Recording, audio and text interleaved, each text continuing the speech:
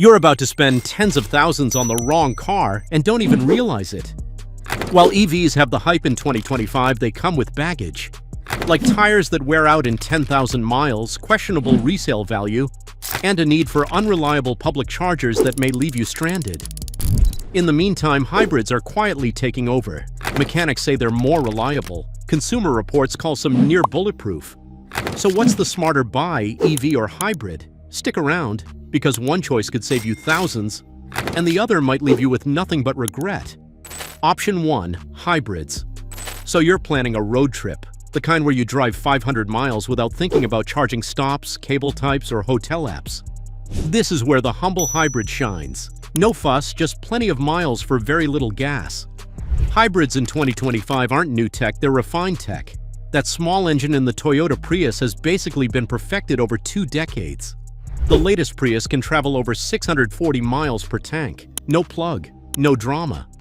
This isn't just a Prius story though. Honda's got the Insight and the Accord Hybrid. Hyundai has the Ioniq Hybrid and Elantra Hybrid. Ford even threw the tech into their Escape and Maverick. We're talking 40 to 60 miles per gallon across the board. No range anxiety, no wires, no guesswork.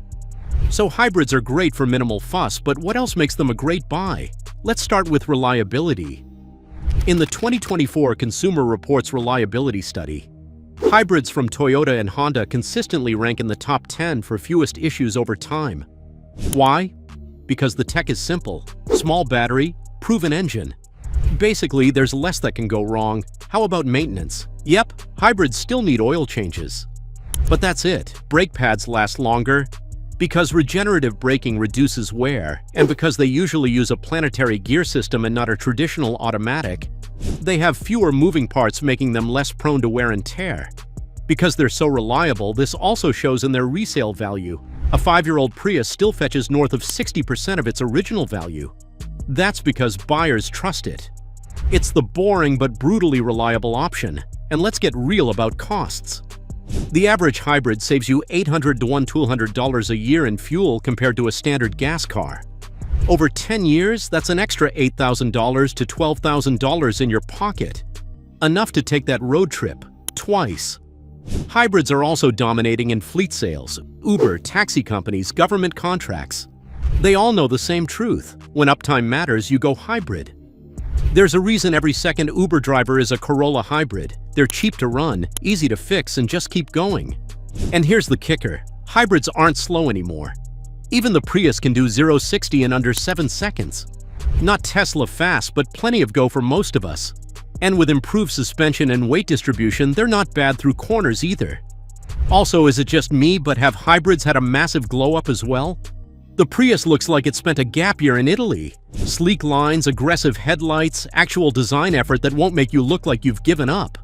The downside, you're still married to gas. Fuel prices spike, your savings drop. You'll still smell like petrol every once in a while. And yeah, you're not fully green, but for people who want a car that just works, costs less to run, and won't tank in resale, hybrids might still be the smartest buy. But now let's talk about that middle child of the clean car family. It's called the plug-in hybrid, and it's either a genius compromise or a confused mess. Let's find out. Option 2. Plug-in hybrids. Now here's where things get tricky. Plug-in hybrids promise everything. Silent electric cruising around town, long-distance flexibility, lower running costs, big juicy government rebates. Sounds like the dream, right? But dig deeper and the story looks a bit more complicated. Take the Toyota Prius Prime. On paper, it's perfect. You get around 40 miles of pure EV range, which is plenty for most daily commutes. Then when that runs out, it flips into hybrid mode and goes full Toyota on fuel efficiency, and you're making 640 miles easily. Plus, you can plug in at home and spend literal dollars a week on charging. So what's the catch? Cost. Plug-ins can be $5,000 to $10,000 more expensive than a standard hybrid. The Prius Prime starts around $34,000. That's not nothing. And yes, in many regions you get a rebate, but the math still bites. You're paying more for a battery that's not big enough to make it a real EV and an engine you still have to service. Then there's the weight. Bigger battery means more kilos. That hurts efficiency, handling, and cargo space. And while hybrids are light on complexity, plug-ins are not as simple. More parts, more things to break. More stuff your mechanic gets to frown at. Resale. Middle of the road. Not as scary as EVs. Not as solid as hybrids. Some buyers love the flexibility. Others just see it as a compromise. The main drawback is that you have to be disciplined. The whole point of a plug-in is to plug it in. If you don't charge it every night, you're lugging around a battery you're not using, and your fuel economy drops like a rock. Still, for the right person, plug-ins are a great option. If your daily driving involves short commutes with just the occasional longer road trip, then plug-ins could definitely make sense. Models like the RAV4 Prime or Hyundai Tucson plug-in are also way more fun than people expect. They're surprisingly fast, but you still look like a responsible parent.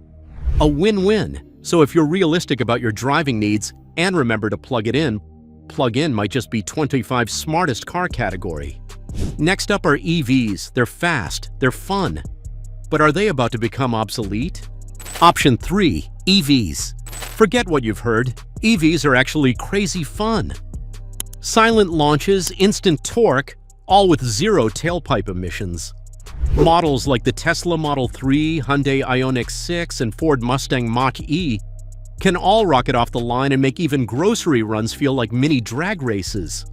But going full electric still comes with trade-offs. Firstly, let's talk range. A typical EV in 2025 gets between 250 to 350 miles per charge. That sounds great, until you're doing 75 on the freeway with the AC blasting. Real-world range can actually drop by 20 to 30%. Charging? If you've got a level 2 charger at home, you're good. Full charge overnight, every night. But public chargers, hit or miss. Fast chargers can take 20 to 30 minutes to get to 80%, and that's if they're working and not blocked. What about cost? Well, it's a bit of a trade-off. Generally, EVs are cheaper than their hybrid versions. But EVs are cheaper to run. According to the U.S. Department of Energy, the average EV saves over $900 a year in fuel costs alone. Over 10 years, that's $9,000. Add in zero oil changes and fewer moving parts, and maintenance savings can be another $5,000. And yes, EVs qualify for the federal tax credit, again up to $7,000 depending on the model and buyer eligibility. Unfortunately, those tax credits may disappear too. However, while EVs may save money over time, their resale value is a problem. You see, battery tech is evolving fast. Solid-state batteries are on the horizon. So what happens to your EV when a new model appears with 50% more range that charges twice as fast? Sadly, it will tank in value. Tesla resale values have already dipped as new models drop in price. And of course, Elon's antics haven't helped, and battery replacements still scary. A new battery for a Model S can run over $15,000, then there's weather. Extreme cold and heat kills battery range. And EVs eat tires faster thanks to weight and torque. If you're not budgeting for new rubber every 20,000 miles, you're in for a rude awakening. Still, for short commutes and daily driving, an EV makes a lot of sense. Especially if you can charge at home and don't mind planning for longer trips. So if you want thrills, low running costs, and never visiting a gas station again, an EV might be your move. So you've heard your options. Now it's decision time. So which car exactly should you buy in 2025 based on real-world needs, not tech hype? Every car maker wants to sell you a future. But here's the thing, not every future makes sense right now. Hybrids, they're like that old reliable friend, not flashy, not wild, but gets you home every time. If you rack up highway miles, want stress-free servicing, and don't want to guess what your car will be worth in 10 years. Hybrids still rule the middle lane. Plug-in hybrids? They're the sweet spot for folks with short commutes and a garage outlet.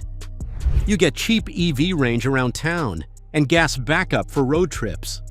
Add in those federal tax credits, and they start to look like the Goldilocks option. And EVs? They're the future, but maybe not your future. At least not yet. They're fast, quiet, and dirt cheap to run, but only if you're set up for home charging and don't care about long road trips or long-term resale. So what car should you buy in 2025? Start by asking yourself 3 things. How far do I really drive each day? Do I have access to reliable charging? Will I want to sell this car in 5 or 10 years? Because if you buy based on trends, not on your reality, you might end up with a driveway full of regrets. So are you on the hybrid or electric fan? Let us know in the comments. And if you thought that was a tough choice, wait until you hear about the once-loved car brands which are quietly heading towards collapse. Click here to see that one. Until then, see you in the next one.